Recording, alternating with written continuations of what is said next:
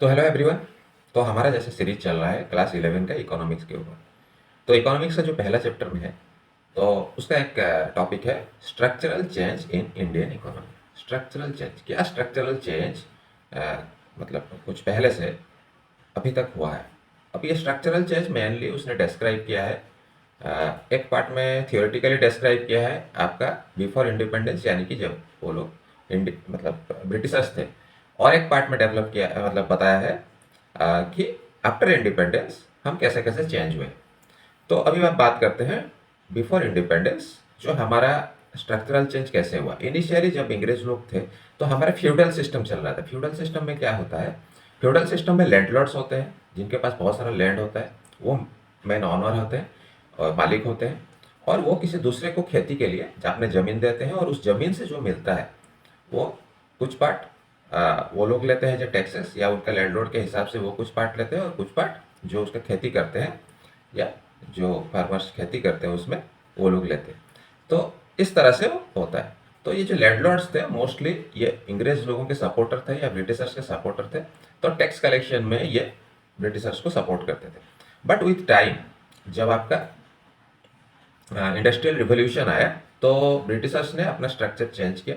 तो उन्होंने क्या किया, उनके तरफ इंडस्ट्रियलाइजेशन हो गया, मैनचेस्टर वगैरह बन गया, तो उसके वजह से उन्होंने क्या किया, यहाँ से रॉ मटेरियल लिया और फिनिश्ड प्रोडक्ट ला के इंडिया या उनके अदर कॉलोनीज में बेच रहे थे। तो हम इंडिया के बारे में बात करते हैं फिलहाल। तो मेनली उनका स्टाइल यही था। तो यहाँ क्या किया उन्होंने कि वहाँ का उनका प्रोडक्ट्स यहाँ के लोग खरीदे, तो उन्होंने यहाँ का जो आपका सिस्टम था, जो लोग यहाँ पे कपड़े के प्रोडक्शंस में थे, उन सब लोगों को उन्होंने पहले बर्बाद करना शुरू किया, या उन लोगों को उन्होंने पहले ख़त्म किया। उनको रॉ मटेरियल नहीं दिए या उनका सामान ठीक से नहीं खरीदे, इस तरह से करके उन्होंने उनको पहले बर्बाद किया, फिर अपने प्रोडक्ट्स को चीप रेट में यहाँ का मार्केट में सेल किया। तो दिस वाज द स्ट्रक्चर। जब उन्होंने इंडस्ट्रियलाइजेशन शुरू हुआ, उन लोगों ने उसको टैकल किया, क्योंकि उनका प्रोडक्ट्स बेचना है और यहाँ से रॉ मटेरियल जाना है, और यहाँ का रॉ मटेरियल को वो लोग खरीद के ले जाते थे चीप रेट।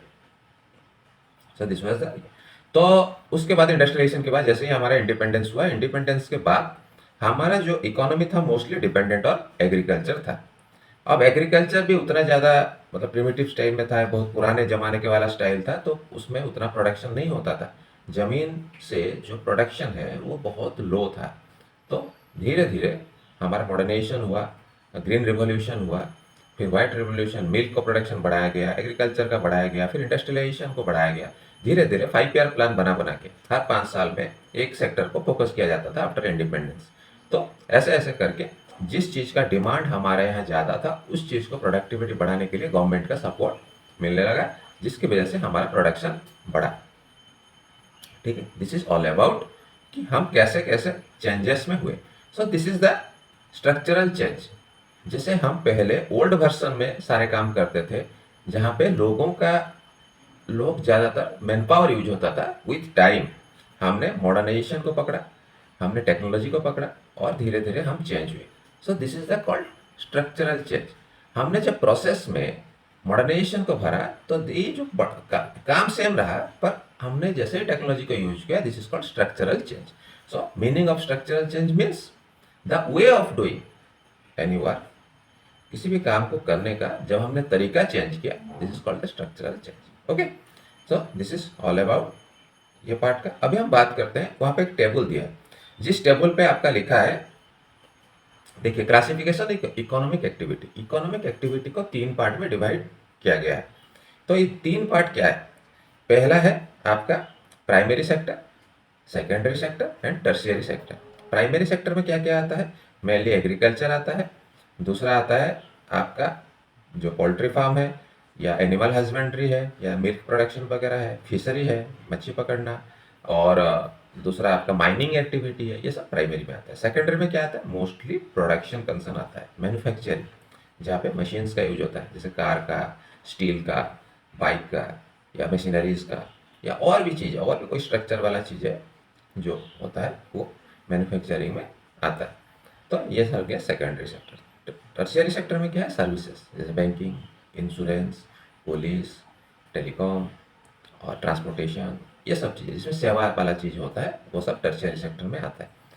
अब हमारा जो जीडीपी है, ग्रोस डोमेस्टिक प्रोडक्शन, यानी कि हमारा टोटल देश का जो इनकम है उसमें अगर हम शुरू में देखेंगे हमारा डिपेंडेंसी कितना ज़्यादा था एग्रीकल्चर के ऊपर, हम उसको देख सकते हैं। अगर 1951 में देखेंगे तो हमारा एग्रीकल्चर का कंट्रीब्यूशन हमारे जीडीपी में या हमारा देश का जो टोटल प्रोडक्शन में अराउंड 56% था, और आज के तारीख में 13.9% है या उसी के आसपास है, 15 के आसपास है।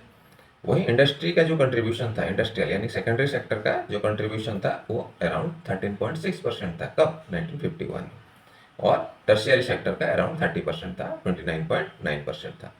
अब आप ये सोचिए एग्रीकल्चर उस समय पॉपुलेशन अराउंड 37 करोड़ के आसपास हमारा पॉपुलेशन था, 35 टू 40 करोड़ मान लीजिए, बिलो 40 करोड़ था। आज हम 140 करोड़ हो चुके हैं या 150 करोड़ के आसपास।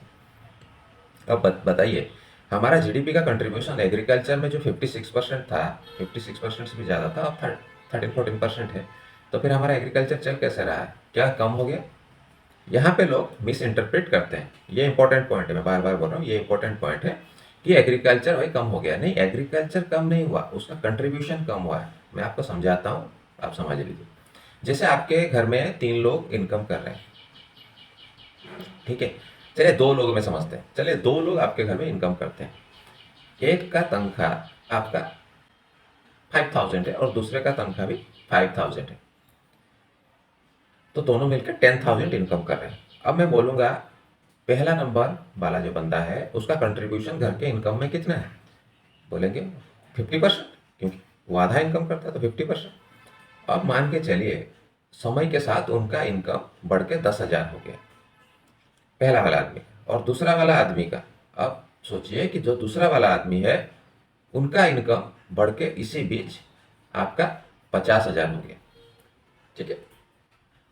पहला वाले का भी 10,000 हुआ है, बढ़ा है, और दूसरा वाले का आपका चलिए 40,000 हो गए, राउंड फिगर में करते हैं, 40,000 हो गए। अब दोनों का मिला के 50,000। अब बताइए पहला वाले का कितना परसेंट कंट्रीब्यूशन है घर के इनकम में? 50,000 से 10,000 यानी कि 20% है। अब आप क्या बोलेंगे कि जो सेकंड वाला है, सॉरी जो पहला वाला है, उनका इनकम कम हो गया? नहीं, कम नहीं हुआ, वो भी डबल हुआ है, बट परसेंटेज कम हो गया। तो इसी तरह से आपका जो एग्रीकल्चर सेक्टर है, आप सोचिए पहले हमारा जो इनकम था वो लगभग 40 बिलियन था, 40 billion, okay, 40 billion dollar, 40 billion dollar था। और उस 40 बिलियन डॉलर में आपका एग्रीकल्चर का कंट्रीब्यूशन कितना था? 56%। तो 40 बिलियन का 56% अराउंड मान लीजिए आपका 24 बिलियन डॉलर था, 24 बिलियन डॉलर, याद रखिएगा ये टर्म, 24 बिलियन डॉलर। अब अभी आज के तारीख में हमारा जो जीडीपी है वो अराउंड 3,900 बिलियन डॉलर है, और उसका 13-14% मान के चलिए, 15% मान के चलिए, तो कितना डॉलर हुआ? 100 गुना से ज़्यादा हम लगभग बढ़ चुके हैं, 100 गुना के आसपास बढ़ चुके हैं। तो 100 गुना मतलब उसका 13-14% मतलब आप मान के चलिए ये हो गया आपका, अगर 10% लेते हैं तो 390 और 5 ले लीजिए, मतलब अराउंड 400, मतलब 20 बिलियन डॉलर से हमारा 400 बिलियन डॉलर हो चुका है। सॉरी 400 नहीं, अराउंड 600 बिलियन, सॉरी हाँ 600 बिलियन हम हो चुके, मतलब 20 से हम 600 हो चुके हैं, यानी कि 30 टाइम्स हम बढ़ चुके हैं। तो परसेंटेज कम है, बट उसी टाइम में हमारा जो इंडस्ट्री और सर्विस सेक्टर बहुत ज़्यादा बढ़ गया है। तो इसी वजह से हमारा लग रहा है कि एग्रीकल्चर कम हुआ है। नहीं, एग्रीकल्चर भी बढ़ा है। कितना बढ़ा है? 30 टाइम्स बढ़ा है। पिछले 50-60 साल में हमारा एग्रीकल्चर 30 टाइम्स बढ़ा है। जो एक था वो 30 हो गया है, बट उसी दौरान हमारा जो टर्शियरी और ये सेक्टर था वो उससे ज़्यादा बढ़ा है, 100 गुना से भी ज़्यादा बढ़ा है, 100 टाइम से भी ज़्यादा बढ़ा है, वो 150 गुना हो गया। तो इसके वजह से जैसे मैंने बताया 5,000 वाला 40,000 हो गया, तो उसका कंट्रीब्यूशन 80% हो गया, और ये 5,000 वाला जो 10,000 हुआ था वो 50 से 20% में आ गया। लाइक ऐसे ही एग्रीकल्चर भी बढ़ा है, बहुत फोल्ड बढ़ा है, 30 गुना बढ़ा है, बट उसका कंट्रीब्यूशन नहीं दिख रहा है, कम हो गया है। ऐसा क्यों लग रहा है? क्योंकि बाकी चीज़ें उससे तुलना में ज़्यादा बढ़ गया। सो ये एक चीज़ है जो आपको इस चैप्टर में याद रखना है, ये आपके क्लास 10 में भी था, ओके। तो यही है हमारा decline of share of agriculture जो हुआ है क्यों हुआ है? क्योंकि सेकेंडरी और टर्सरी सेक्टर ज़्यादा स्पीड से बढ़े हैं। Okay, so this is all about. तो फिर मिलते हैं नेक्स्ट वीडियो में। Till then goodbye, stay tuned, thank you.